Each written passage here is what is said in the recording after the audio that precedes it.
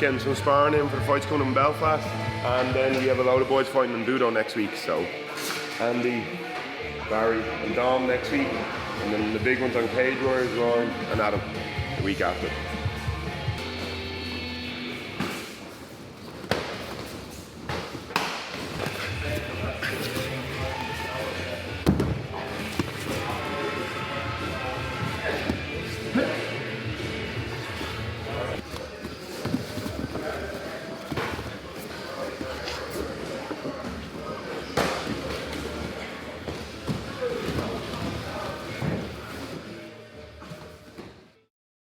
What's been good about the last couple of fights for me, like I fought in December, fought in April, first April, now I'm up again in June, so it's just been going from fight to fight, no big layoffs in between, so that sort of suits me, so everything's just ticking away nicely. How do you feel you're settling into the longer rounds, the addition of the elbows and things like that? Yeah, great, like, you know, we would have been, like, since I joined this gym, like, you know, there would have been pros here, so I would have been jumping in on 3-5s all the time, feeling the different pace and the longer round durations. And then with Chris and then Phil White as a striking coach, we'd always be messing around with knees to the head and elbows. So it wasn't any major adjustments for me, to be totally honest with you. It felt quite seamless. So, and then in terms of lifestyle, I've always sort of had a full-time training schedule and fully committed, so nothing really changed on that end. Probably my first 3 pro fights, they were all grapplers. So, or looking to get it to the ground anyway, I was, you know, focusing on my takedown defense stuff. So, but then at the same time, I reckon this fight could go the same way, because me and James are both strikers. If it's not working out for somebody, it's gonna go to the ground. Like, you can't keep doing the same thing. I'm confident it's going to be going my way, of course, but I reckon at the start it's going to be a good banging striking match. He brings more of a traditional kickboxing sort of style, and I bring more of a taekwondo-y type of base, although I can mix it up, but I think it's going to be a good, exciting striking match from the get-go.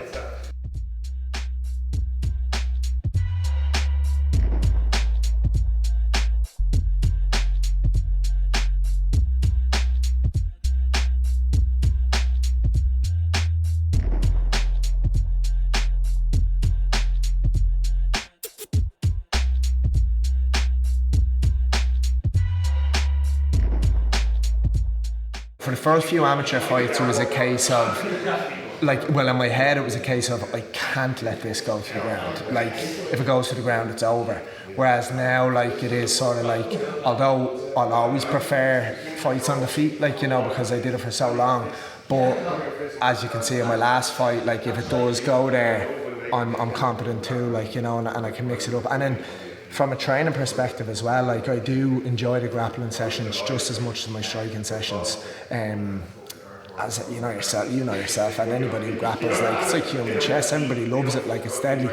So yeah, look, wherever it goes, we'll figure it out from there.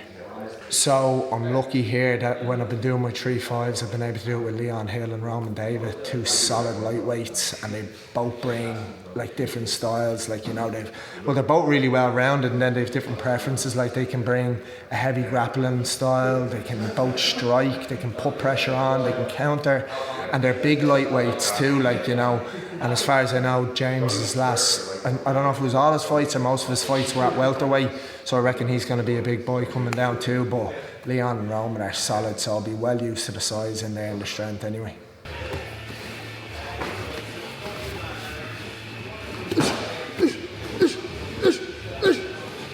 I suppose it's natural enough. You're always looking up and looking to the next thing, like, you know, the next fight, like for me now, the UFC and stuff. But it's important to just sort of sit back and go, like, where I am now is sort of what I hoped for and aimed for so long, and I'm here now.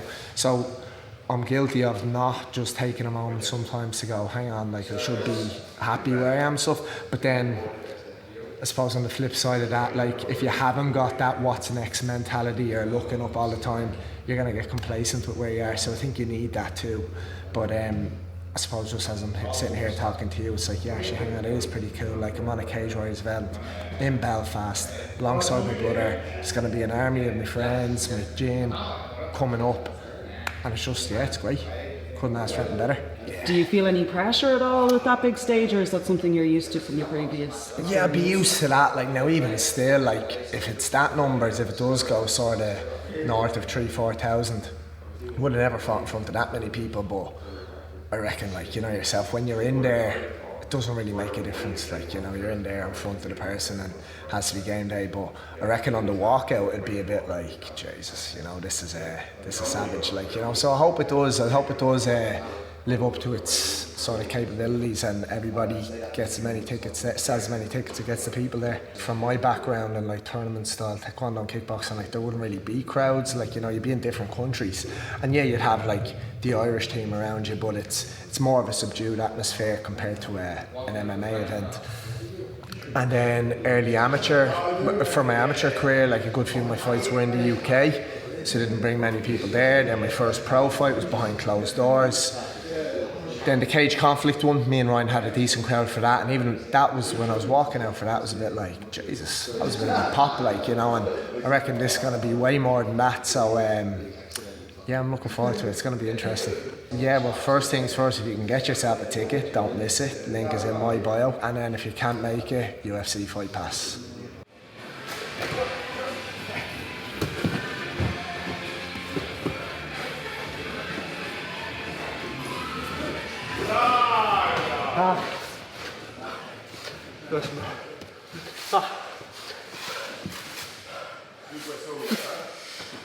Go guys!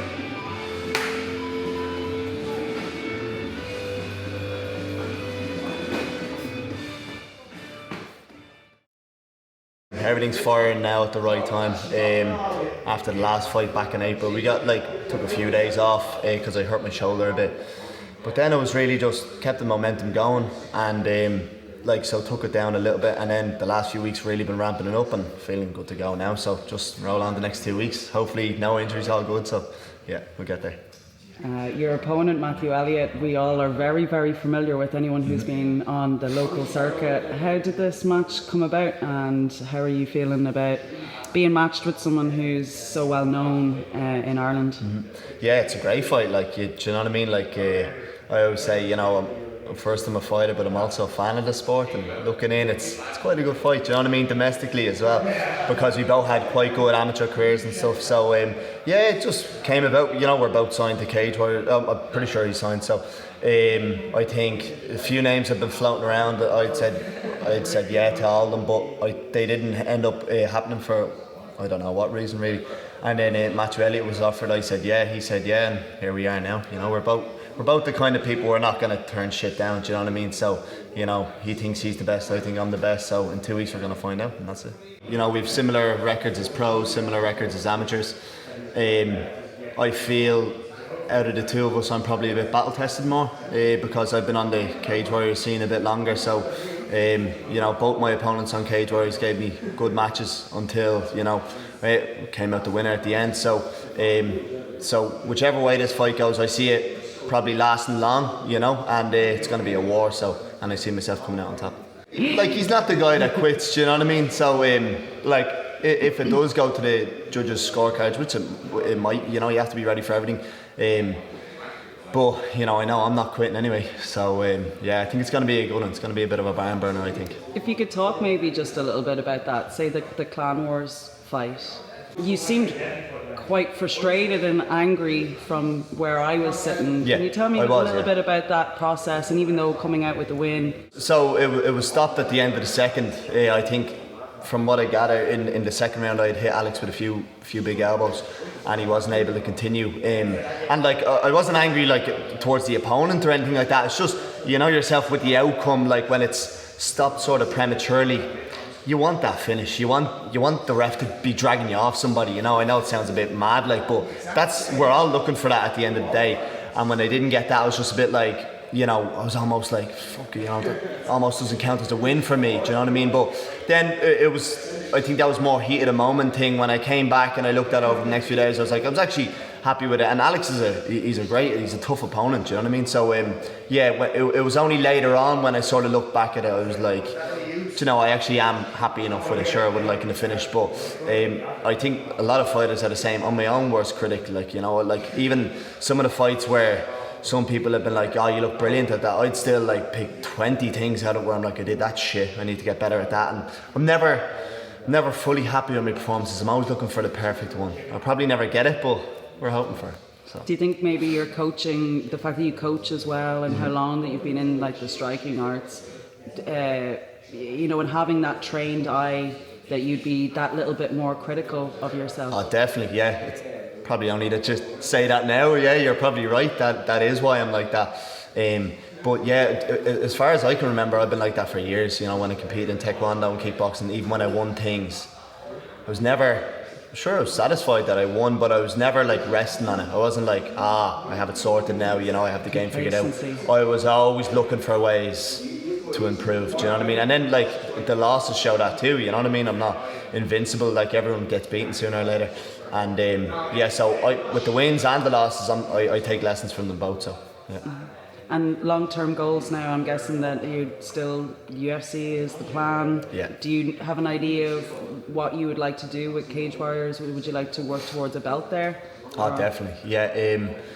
Like, I never like predicting things too much because you don't know, like, this time last year I just made my pro debut, do you know what I mean? And here we are now, I'm looking to go for my 5th pro fight, so I probably didn't think I'd have gotten this far along back last year, so who knows where we'll be June 2023, do you know what I mean? So yeah, all I know is I'm happy as fuck with Cage Warriors, so, and I'm willing to, I want to stay there, you know, and I want to test myself against the best. That's why I'm here. And provided that I get through all the challenges, the UFC inevitably is going to come. But yeah, it would be nice to eventually one day get that Cage Warriors title. That'd be a nice captain stone in the end of it all. I think with all the lads that train here, they're very well rounded, do you know. Like, I've been doing particularly a good bit with the more grappling lads, and some of the lads, when they're coming out to spar me, they're focusing more on the grappling more so than the striking. So I've just been ticking that box, but more so than anything, I can't focus too much on one aspect of the game, you know what I mean? At the end of the day, it's a mixed martial arts contest, so I've just been sort of doing the same thing, preparing with the same people, and yeah, we're going to get the job done. Like, regardless whether you're coming up for our fight or not, there's loads of other good fights on it, do you know what I mean? You've got Reese and Justin Burlinson headlining the show. That sells itself, you know. I might try and, you know, I don't know whereabouts I will be on the card, but wouldn't mind watching that one myself. It's the best in Ireland and the UK all coming up against each other, so why not go, do you know? There's no danger. He's going to pick up a single. That's what's going to happen. And he instigated the situation when he's getting back. Okay. Yeah. Okay. Yeah. Big dirty elbows there. If you do want to like come up, you can almost like. I've been at a good few of the amateur shows lately. Like, Irish MMA is just booming again. Do you know what I mean? From the amateurs right up to the pros, just seems to be really, you know, might have dipped off for a few years, but it's back now and it's better than ever. So. Yeah, do you think maybe the pandemic had a little bit to play in that, and that a lot of people realised they were about to lose something that they really loved? Absolutely, yeah. I remember having a few weeks and months to myself as well, with there no fights coming up, sort of just twiddling my thumbs, really, you know. There's only so many times you can box the hell off Adam out the back garden. He's gonna kill me about that watch. Yeah, but we kept busy anyway, and to be honest, the longest time I went without a fight was about 11 months. And do you remember I jumped in short notice on that Clan Wars one, and then I suppose 2021 I ended up getting the 3 fights in, so that's a pretty nice year. And then 2022 the shows are just back and better than ever. So yeah, there was like, I'd say one year where it was rough with no fights, but we're back to it now. So Bring it in. Grab a seat.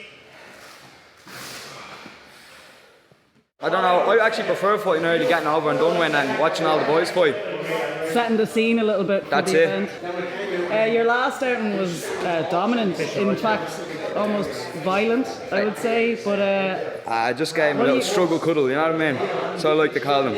When you train with all these lads, you're going to be, you know, you won't find anywhere harder than where you get in this gym, so that's why I'm not really worried when I come into fights, you know what I mean? Like, that was my first fight, and I'm usually not that nervous for my fights. I'm more nervous for all the boys fighting, you know? That's me, just, you know. Thinking about 7 or 8 amateur fights, and then pro, hopefully. But I'll go pro whenever Chris tells me to go pro. Whenever the boss says I'm ready, that's when I'm going to go pro, you know. That's the plan. Are you excited with travelling with the team? Oh yeah, 100%. Me and the boss man, you know. shout out to Brendan as well. Brendan's going to be hopefully cage conflict. He's fighting on that. Hopefully, he's going to kill some cunt. Oh, am I allowed to swear? Am I? You can say whatever you want. Brendan Brannigan. That's my bro right there. The Diaz brothers, everywhere together. He's away now, but he'll be back. 66, 2 bros. The one thing I've noticed though is that you're very involved in everybody's fight camp. When I first met you, you straight up just offering everybody help, and you just want to live in this gym, right? Hey, I'm in this gym all the time. The only person that's in this gym more than me is Amran, but that's only because he lives here, you know. If I could live here, I'd be in the gym as well. But hey, I just love training, you know. That's all I want to do. Just train, eat, sleep, and that's it, you know. I'm happy with that. UFC, I'm coming, you know. How do you think this fight is predictions. Another finish. You know, everyone likes finishes, so hopefully another finish, you know. But I'm not really, but like when I go in, usually when you go in thinking I'm going to finish this lad, then it never usually happens. Like most of the time I like to just go in and feel it out, because if you're trying to say I'm going to hit him with this right hand, most of the time you don't hit him with the right hand, you know. It's just letting it flow. The ones that you don't think and just throw, and they're the ones that land and hit, you know.